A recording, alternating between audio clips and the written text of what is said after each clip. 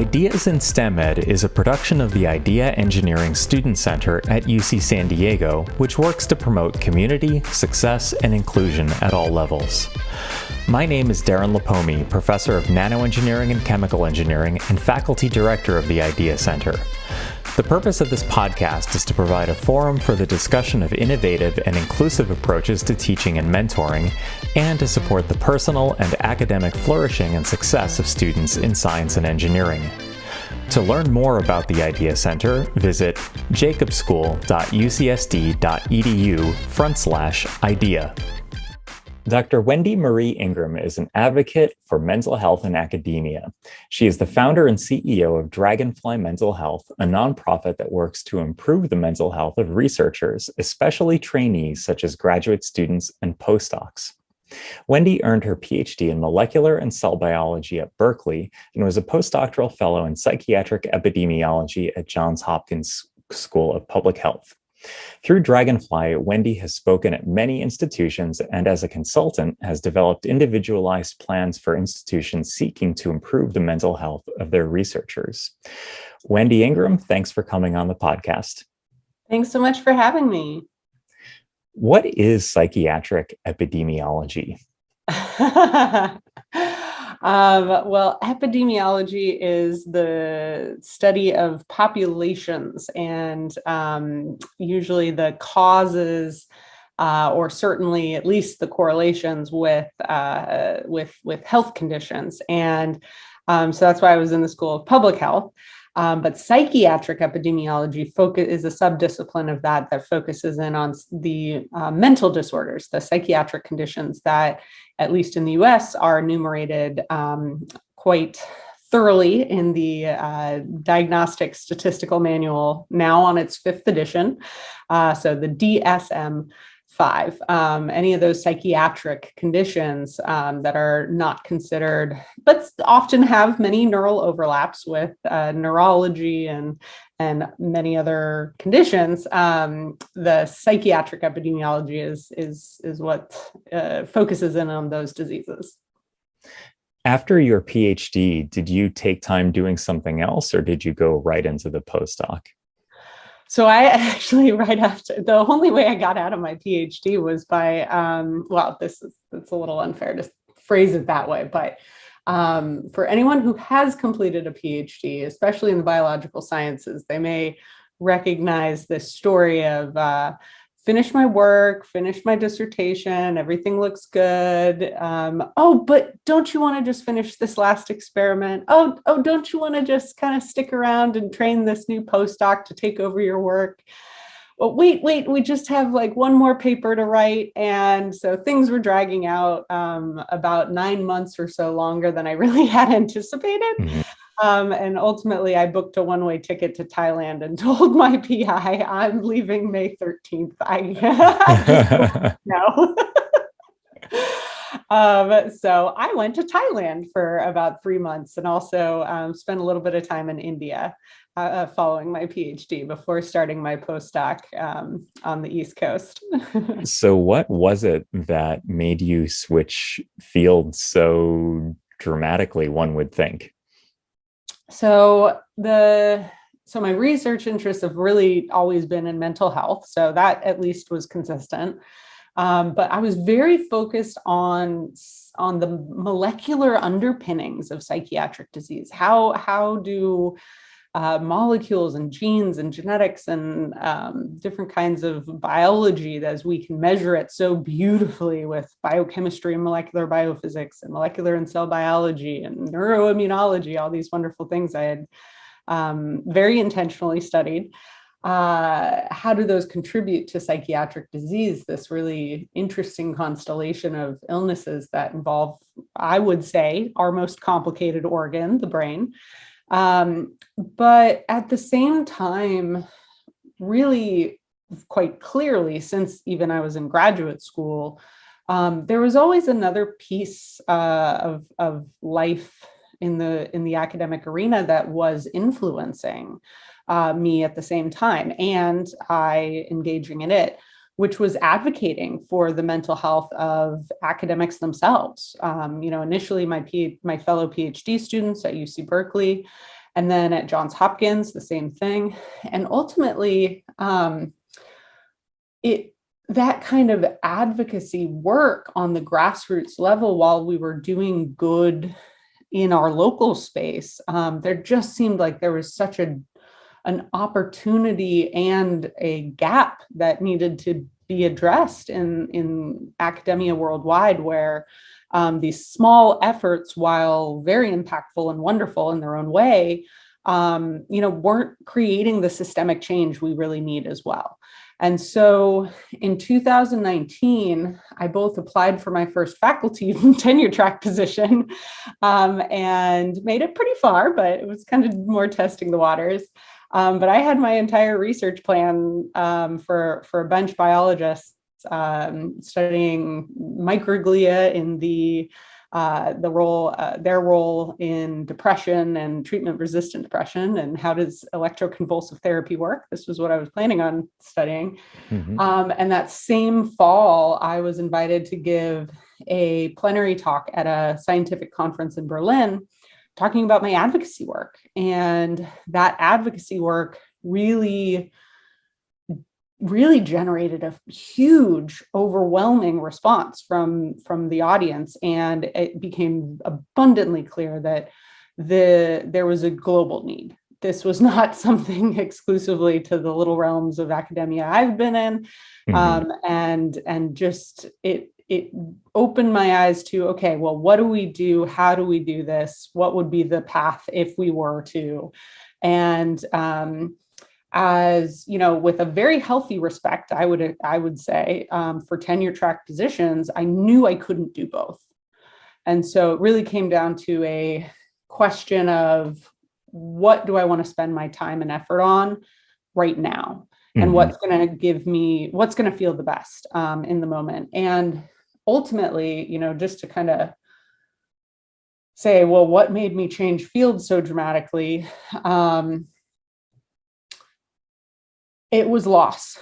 It was the loss of friends and colleagues and classmates, and specifically someone who's we're recording on May 23rd, 2022, and this is my friend Dr. Chris Alvaro's birthday.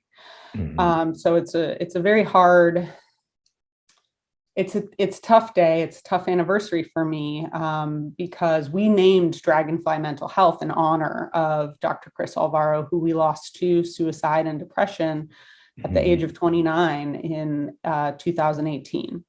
And it was just something that wouldn't let me rest and wait until I got tenure in order to do more advocacy work, which I knew was kind of this or that. So either you go get tenure, which is a feat in and of itself for 5 to 7 years or so, and then you can maybe spend a little more time doing other things. So for me, it really came down to immediacy and where can I do the most in this world. And there are lots of other amazing neurobiologists out there studying microglia, and they maybe don't have the same ideas as me exactly, but I figured there are very few people who were really kind of positioned in a way for me and motivated in the way that I was to spearhead and lead these efforts to build Dragonfly Mental Health as a global organization.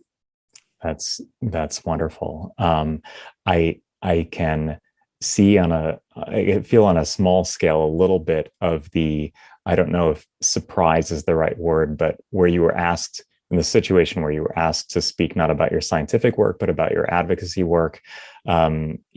Last 2 years ago, I put a YouTube video up about my own struggles with generalized anxiety disorder and different physiological sequelae I've had and treatment that I've undergone. And then we actually met a few months later at the Beckman Scholars Symposium, Beckman Foundation Symposium, and I was asked, officially to talk about mental health in academia on a panel with you, and I think that also influenced my own interest in student services, student success services, and now ultimately, academic administration or leadership on the student side of things. So I definitely understand the call. There are a lot of organic materials chemists, but not all of them have the same interest in student advocacy and mental health, I think. We are rare beasts, you and I. I wanted to ask you what is special about graduate school or postdoc or being a researcher in academia that makes it those individuals especially vulnerable to mental health challenges? There's three kind of domains that can quite easily be pointed to, I think. And it's tough because everybody is unique and everybody has their own personal lived experience and different biology and different upbringing and different experiences in life. And so each person is going to be different. But for academics, what we're seeing in literature and research that's now being done, and we need a lot more of it, by the way, so call to action. But we're kind of seeing some numbers like 6 to 8 times higher rates of depression and anxiety among graduate students than the general population. We are seeing in certain research that people with higher IQ and higher educational attainment report higher rates of depression and anxiety and mood disorders like bipolar disorder as well. And what's very concerning is that also what we're seeing is that these folks are less likely to seek treatment for these conditions, even though they are no, we do not understand them to the point of some of the other physical illnesses or heart disease or cancer maybe, but also it hasn't been funded quite as thoroughly as cancer. Unfortunately, I'd like to see that change as well. But we do know a lot about them, and we do know that the vast majority of depression, cases respond to first-line therapy. So like that is a really, really good thing to know that a lot of people don't know. And so there's a dearth across everyone in the world and in society, in the US as well. But it pervades academia as well, a dearth of mental health literacy, basic knowledge about the both biological and environmental influences that cause and lead to depression, lead to anxiety disorders, lead to OCD or different like bipolar disorders, things like that. And these things we're now getting from the epidemiology, which looks at large populations. We're really getting the sense that this is affecting academics at higher rates. So why? You asked why. And one of the things is we don't know. Maybe people who end up, there are probably individual characteristics. We know there's genetic components to all of these things, some neurodevelopmental components. And so it's going to depend on the individual to a certain degree. And maybe there's something about these, some of these illnesses or some of the underlying or related biology of these illnesses that actually give rise to some of the things that make an excellent academic. So some folks have quipped to me before that having a surgeon with OCD is actually a great thing. They're going to make sure that everything is done exactly right, precisely the way it's supposed to. But there are benefits, and we've heard that certainly from the folks with bipolar disorder, that the hypomanic episodes can really allow their brain to work in a creative way that is so beneficial to them, that actually gives them an edge in the academic field that requires that kind of creativity and intensity and ability to go for many, many weeks without very much sleep. But bipolar disorder is also a potentially lethal disease. It's something that I have. And, I do see great benefits with certain aspects of the way my brain works. But then depressive episodes, it is potentially lethal. It's really, really dangerous. So it's a double-edged sword, so to speak. And not all mental illnesses have good sides necessarily, but that's one potential hypothesis on the individual component that folks with higher IQ, with higher education, equipped for higher educational attainment, who do decide to go for it, may have neural diversity that kind of lends itself a little bit more to higher susceptibility to these illnesses. Another thing is the pressure. It's so high, it's so intense. And and you probably as a faculty member know better than most over your career, probably seeing like what the expectations are and how they just keep growing, even though it's one person. So from my perspective and speaking to folks that got their PhDs years and years and years ago, there was one faculty at UC Berkeley who was like, well, yeah, I had a tenure track position when I was 28. And I was like, I didn't graduate until I was after. And then I had to go do a 5-year postdoc. Like, what? This is not what is not comparable anymore. So there's greater and greater expectations of what research goes into constituting a Nature paper, a Cell paper, science paper, things like that. There's also problems with the fact that these things are all behind paywalls. So the open access movement is interesting, counter to this archaic system that did used to be paper printing and journals being mailed out to people, and only certain individuals with certain backgrounds being able to access higher education. The diversity within the system and how that system either does or does not support their growth and their inclusion is a big systematic issue, and has adds a lot more pressure to women, people of color, people from socioeconomic status that were previously precluded from being even invited into this club of higher academic learning. And then and then the greater level, speaking as a mental health informaticist and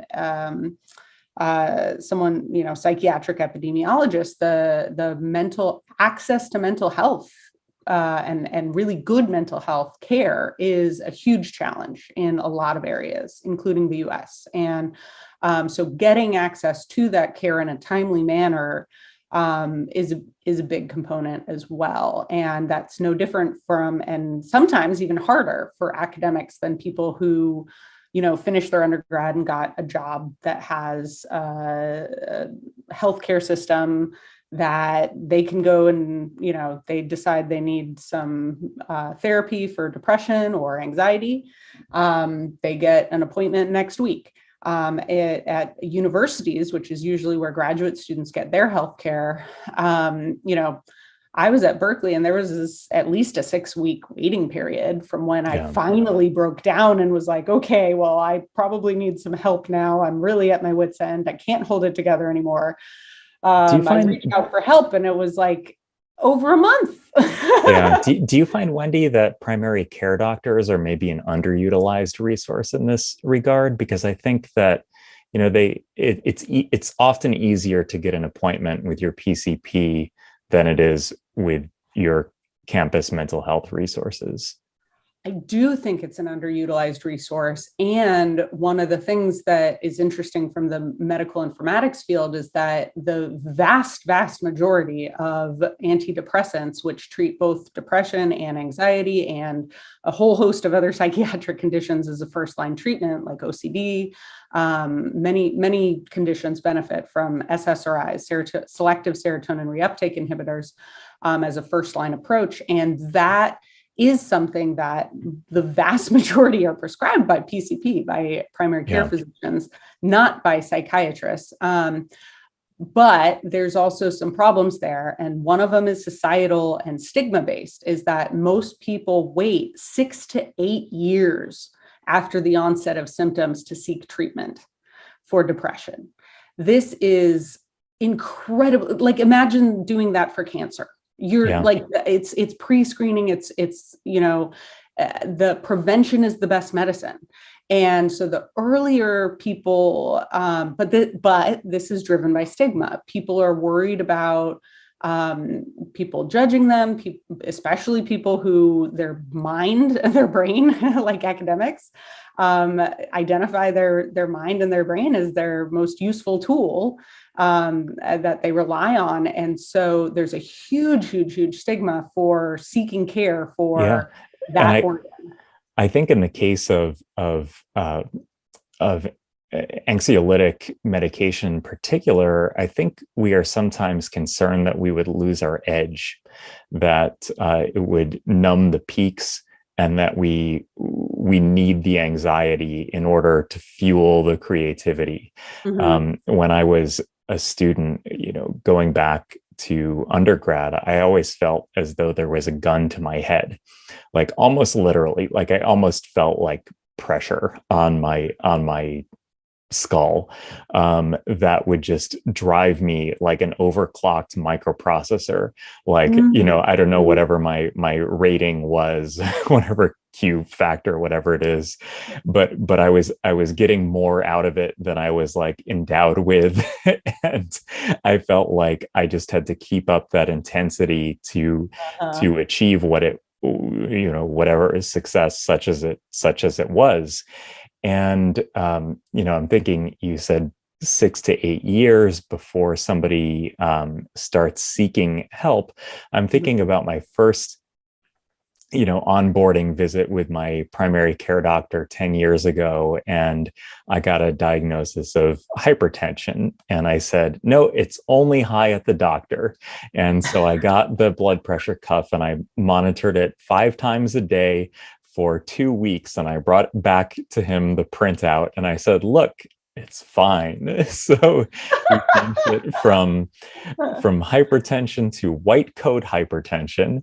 And but he probably should have followed up with the question, like, is it just doctors' offices, or is it literally every time you are engaging in a social situation, or teaching, or working with a mentee, or working with the dean or the department chair?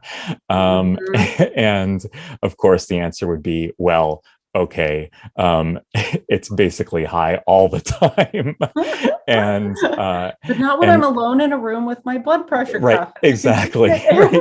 With the door closed, and after I've meditated for 5 minutes. Hey. And then finally, 2 primary care doctors later, I just said, look, I can't sleep. What can you do for me? I'm like, I had a harrowing year in 2021. Lost multiple people close to me, including my father. And I was sleeping like 5 hours a night for all of 2021, max. Like I wouldn't fall asleep until midnight. Then I'd wake up at 3:30 and not be able to fall back asleep. And so, I was concerned when the doctor said, well, there are these treatment options available. There's CBT, there is cognitive behavioral therapy, there are SSRIs. And I was worried, like that I would lose my edge, that I wouldn't be able to produce anymore. But then I realized, after being in treatment, that this was not helping me. It was not like an overclocked microprocessor. Like, that's not how my brain worked. This was impeding me. It was causing me to say no to meetings, to say no to grant proposals because I didn't, want to get rejected or whatever. It was really a ball and chain on my life. And it did take, too long, from 18, probably 16, when I realized that I had serious anxiety, to 38, and it was a long time. Yeah, that's far too common of a story too, but I'm glad you're sharing it, because I think it's so important to get that message across to folks that look up to you, that are you're teaching, that are going to see you as dean now, and just assume you have it all together and you've never had any problems, because the default is not to talk about these things, is not to share these kinds of experiences or struggles publicly, let alone, officially in an academic and professional setting. That's just, it hasn't been done. And that has really caused a huge burden unnecessarily on a lot of folks who are probably struggling with the exact same thing as you, and really resonate with what you just said about your worries about seeking treatment, and also concept of, well, no, this gives me my edge. And there's this power of storytelling that people who know you and look up to you and know your name and know your science and know your research are going to hear this and hear your previous story, and anywhere and everywhere you talk about it, and just open their minds and realize that they're not alone, and that there is a way out, and it's better than the current situation potentially. Yeah. And I realize too that I'm in a privileged position. I'm a tenured faculty member. I've had some amount of professional success, and I can get away with saying these things, because I'm not worried that if I said in a job application that I've overcome a moderate psychiatric issue, that I'm not going to get the job, right? So it's not like we're expecting people to just divulge every thought that's gone through their mind, but at least when certain people, that they might look up to, are open about it, it might at least encourage them to seek help. I wanted to ask, what's the difference between good, stress that might be stress that will help you write that paper, like challenge stress, and when does it cross over in and sadness? Something didn't work, of course I'm going to be sad about it, right? That's only natural. And when does it go from normal to pathology? When does it become dangerous?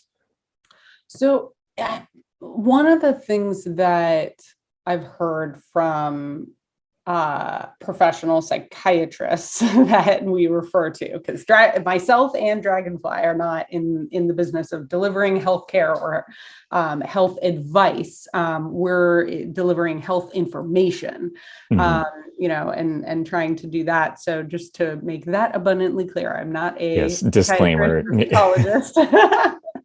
But I'm a mental health researcher. I know a lot about this field, and I work very closely with clinicians, psychiatrists, and psychologists. And what Dr. Ray DiPaolo, who's been treating patients for 30 some odd years at Johns Hopkins and was the former head of that department, and the current president of the National Network's Depression Centers.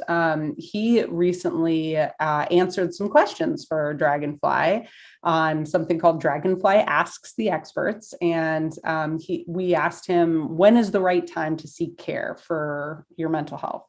And to boil it down, it's a great thing and it's way better coming from him. But the takeaway message was, if you're considering it, it's probably a good idea to check in. If you're already there, even considering it, you probably should have done it before. Because he never, in seeing 20,000 or so patients over his career, he said he could count 3 people who, quote unquote, came in too soon. So the vast majority of folks really just are not getting care when it's very appropriate and very helpful at those earlier stages where it's easier to treat, where it's faster. There haven't been a pile-on of a whole bunch of other conditions and issues and severe sleep disorders now tied to your depression or your anxiety, or heart conditions that are now tied to that, or these other kinds of things that play into it, and all of these illnesses. And so that's kind of the shorter, pithier version. But another way to look at it would be from kind of the mental health spectrum. There's like mentally healthy.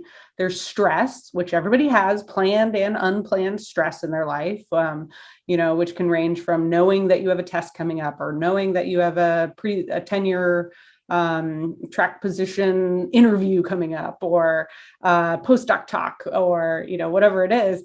You've got an anticipated, or something happens in your life, the experiment fails, or the animal facility, all the power goes out for 3 days or something, some catastrophic huge thing, or I don't know, a pandemic hits and everybody stops working for 2 years.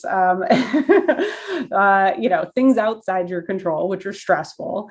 But that movement from stressed to healthy again is usually pretty easy and usually pretty quick.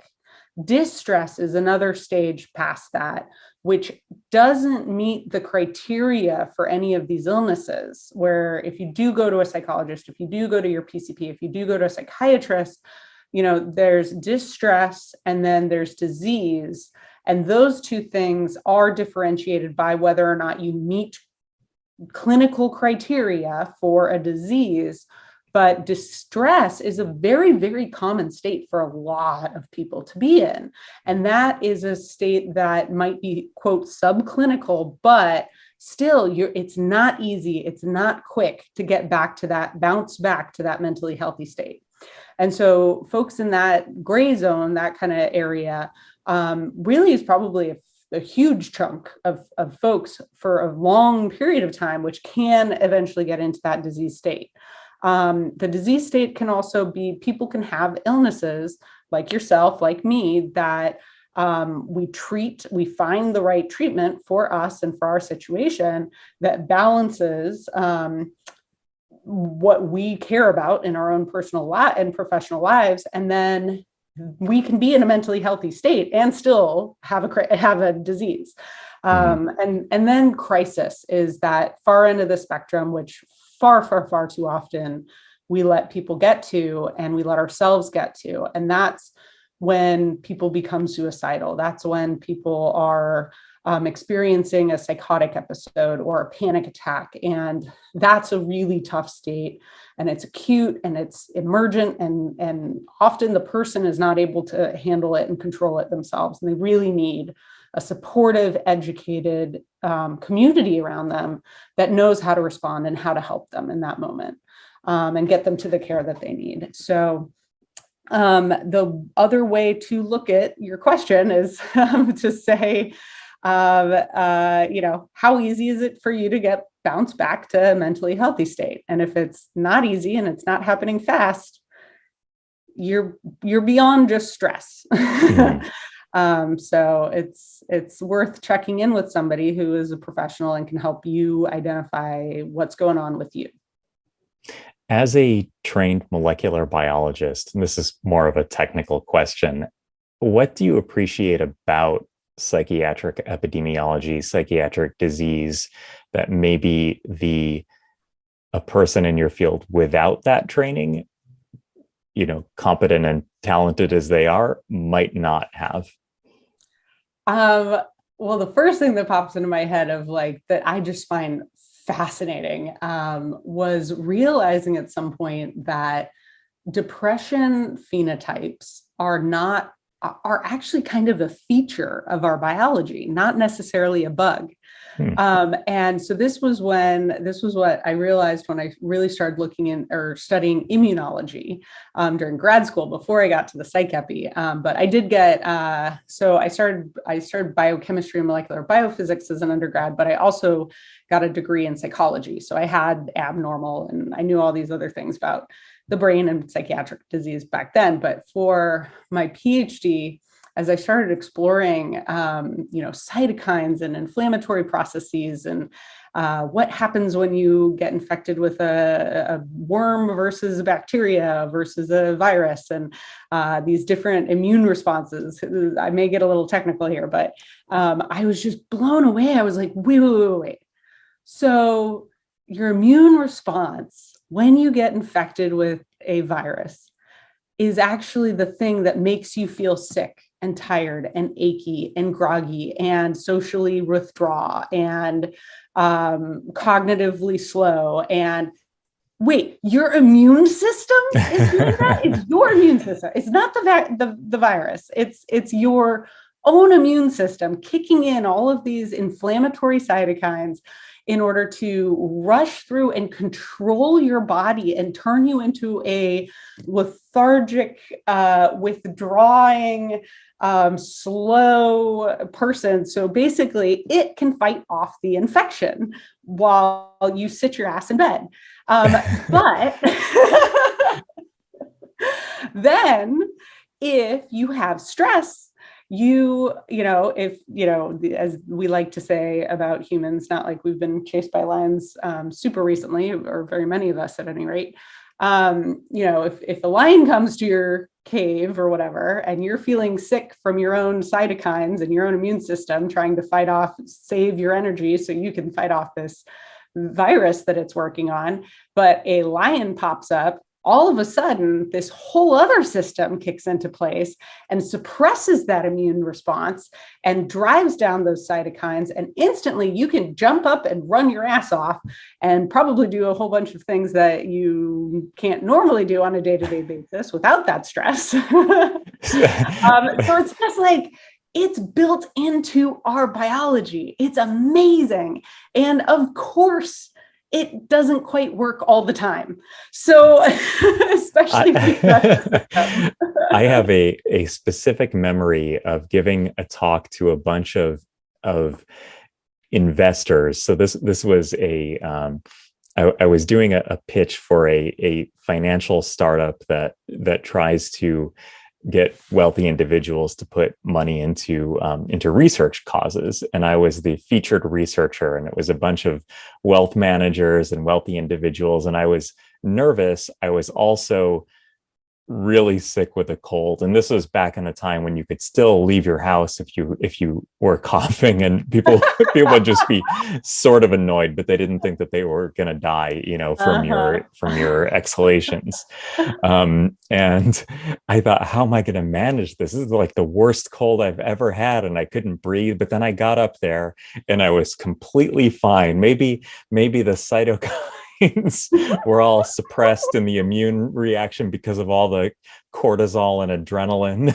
Yes. I suspect if we had taken some blood draws prior to and during the talk and then following, and then I bet you felt real bad after that high went off. Huh? Right. And if anyone doesn't believe that the immune response is actually what makes us sick, just think about asymptomatic spread of COVID-19, because these virus particles are budding from the cells in your respiratory tract, and evidently, if your immune system hasn't figured it out yet, you're still infected. You're infecting others, and you're not feeling those those membrane bound particles being burst out of your cells. Yep.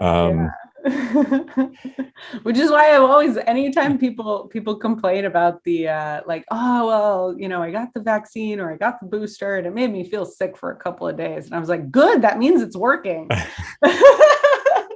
Well, did I get COVID? No, you did not get COVID. It is a vaccine. It doesn't work like that. You didn't get COVID. But your immune system is what makes you feel like crap.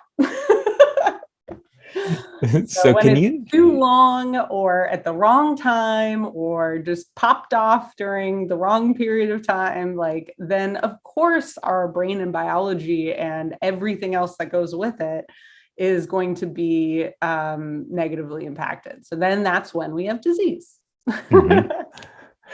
So what is a typical day like for you at Dragonfly? What sorts of activities do you do? How, I imagine every day is different. Mm. Every case is different. Every client is different. How does it work? So I have a lot of meetings, but they're all very different from each other. It's very exciting. It's very dynamic. So my role at Dragonfly is CEO and co-founder. And then, but what I do is really wear all the hats that are necessary at any given time. So there's a lot of amazing volunteers who have come in over the last 2 years and stepped into leadership roles and taken over different, leading different projects and different working groups and things like that. So I do want to start off by saying this is not a one-woman show. This is totally a team effort. And but it has been really exciting and interesting and beautifully dynamic for me. I love it. And so a fair amount of what I do is, and because what has really taken off with Dragonfly has been our on-campus consulting services. So we work directly with campuses to bring them evidence-based programming in mental health literacy, skills training, as well as fighting stigma within their own communities. And so all of those things are wonderful and exciting and also tailored. We tailor them ourselves with our content experts, myself being one of them, to the academic environment, but we engage with clients. So we've worked with we've delivered over 160 programs in just 2 years to more than 20,000 academics in 15 Wow, that's countries. wonderful. And so we're global, we're, working with all disciplines within academia. And one of the things that one of our tenets is yes, we build as much universal principles that we use as our structure and our backbone. But for every community, we meet with them at least once, if not multiple times, in order to engage and really understand what's going on in their community, at their institution, in their country, at within their discipline, whatever the case may be, and find out where we need to tailor things. And that goes into every single program we deliver too.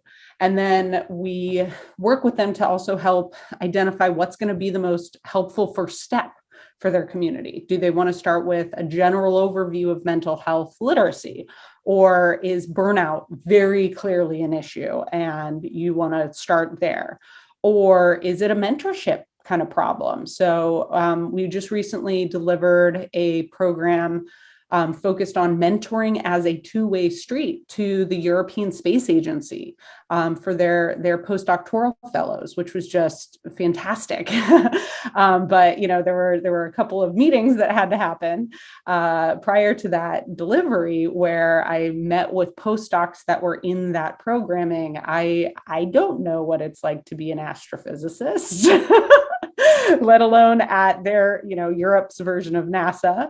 Mm-hmm. So there's some conversations that should be had and surveys that we can do. And so building surveys, building content, speaking with clients, connecting with folks that also want to build more programming and systems in their place. I love connecting with other folks that want to do this kind of work on the ground level. And so Dragonfly also supports those efforts, especially for student groups, completely free of charge. And in fact, 70% of our programs are delivered fully sponsored. So donations from supporters are really the so imperative for us to be able to function and operate and continue to grow as well.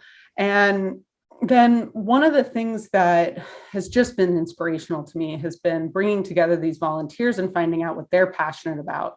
So I interact with a lot of my volunteers and other kind of executive leaders, as well as working group leaders, to find out what they need in order to move forward different efforts that we have. So one of the working groups that has been my absolute favorite has been systemic change. And from that group's efforts of engaging with the general population, as well as internally with our own 300 volunteers from more than 45 countries, we were able to discern and distill kind of 5 major categories within which good, sustainable mental health within an academic setting can be achieved. And then that was the keystone upon which we built and designed our comprehensive program. So we deliver these individual talks and workshops and things that are 1 to 2 hours. And that's the majority of what we've done over the last 2 years. But we just launched with UC Berkeley and the Molecular and Cell Biology Department a comprehensive 3-year program to create fundamental and long-lasting change in their culture and climate that's around wonderful. mental health. Yeah. Is it usually at the department level that reaches out to you, or the division level, or the campus level? What's the kind of mode? Yeah, so it's mostly individuals within some kind of unit, like a division or a department, and also country to country, they're kind of called different things too. But so it's often a faculty member or a student or a postdoc or somebody who has heard about Dragonfly and is just interested in creating change. They know they need it, but they don't know how to bring it. And then they talk to us and we figure out a path forward. So the way we recommend delivering programs is usually at departmental levels or the equivalent. So because there's so much benefit from getting everybody within a community that is contributing to the culture of that community on board, and giving them the language, giving them the basic understandings, and then facilitating discussion within that nexus group. That is what creates change and awareness and destigmatization. And so that's where we like and try to recommend working on kind of that level. And that's why we're doing that at Berkeley at the departmental level. There are opportunities to do wider, school-wide or university-wide kind of approaches as well. And we can definitely talk about that, but there's so much difference between the history department and the math department, the chemistry department and the molecular and cell biology department. There's just the engineering. I mean, so you're now going into this role that's I'm curious what your kind of perspectives are about, like, well, there's engineering, and then there's like this kind of engineering and that kind of engineering and this kind of engineering, and like how much would it really benefit the entire community by having one size fits all approach to things? Like sometimes one size fits all works, but very often, especially at the graduate and above level, I really am of the persuasion that you have to find the reasonable breakpoints where culture is created, and then work within that size, if that makes sense. It does. And I think that's a great place to wrap up. Just quickly, where can our viewers find you? So we have this beautiful website my brother designed for us that is findable at dragonflymentalhealth.org. We also have a YouTube channel that you can look up. Just search in YouTube Dragonfly Mental Health, and we have an entire channel. We make all of our programs open access and available freely to anyone. So you can check us out there as well. We're on Facebook and Twitter and Instagram and LinkedIn. And so please, feel free to follow us, connect with us there. And then we have on our website a bunch of different forms that you can look at our contacts tab and or contact us tab and either send us a general inquiry or contact us and say you're interested in booking us, bringing us to your campus, and or volunteering. This is such an incredible group of people from all over the world and all different disciplines. We're a little STEM heavy, so anybody else is more than welcome, I promise. But yes, we love our STEM folks too. So please reach out and express some interest in volunteering if you want. We ask everybody to just do what they can when they can. So we're building a worldwide community that's really focused on making academia a mentally healthy place where we can all do our best science and research and enjoy ourselves. Awesome. Such important work. Thank you so much. Dr. Wendy Marie Ingram, thank you for coming on the program. Thank you for having me. Thanks for listening to Ideas in STEM Ed, a production of the Idea Engineering Student Center in the Jacobs School of Engineering at UC San Diego. This episode was edited and engineered by Sky Lee, with theme music written and performed by John Viviani. Title art was created by Caitlin Wong. Special thanks to Sarah Eckert for guest booking and marketing.